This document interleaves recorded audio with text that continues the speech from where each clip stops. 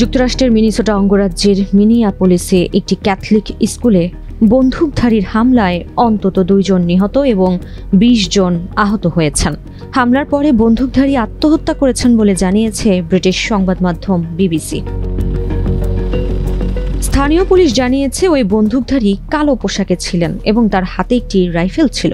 এই ঘটনা ঘটেছে গ্রীষ্মের ছুটি শেষ হওয়ার 2 দিন পরে। ওই স্কুলে প্রি ক্লাস থেকে 8ম গ্রেড পর্যন্ত শিক্ষার্থীদের পড়াশোনা করানো হতো। মিনেসোটা অঙ্গরাজ্যের গভর্নর টিম ওয়ালজ সামাজিক যোগাযোগ মাধ্যম এক্সে এক পোস্টে লেখেন, পুলিশ ইতোমধ্যেই ঘটনাস্থলে পৌঁছেছে। মিনেসোটা ক্রিমিনাল অ্যাপ্রিহেনশন ব্যুরো এবং স্টেট প্যাট্রোলের সদস্যরাও সেখানে পৌঁছেছেন। আমাকে অ্যানুন্সিয়েশন ক্যাথলিক স্কুলে গুলি চালানোর ঘটনা সম্পর্কে ব্রিফ করা হয়েছে। আমি আরও খোঁজখবর নিচ্ছি। বিবিসি ও CSBS নিউজের প্রতিবেদনে বলা হয়েছে, ঘটনাস্থল অর্থাৎ 53তম এভিনিউ ও ব্রায়ান্ট এভিনিউ সাউথে বেশ কয়েকটি অ্যাম্বুলেন্স উপস্থিত হয়েছে। এছাড়া যুক্তরাষ্ট্রের কেন্দ্রীয় তদন্ত সংস্থা FBI, অঙ্গরাজ্যের পুলিশ এবং মিনিয়াপোলিস পুলিশের সদস্যরাও তদন্তে সহায়তা করছেন।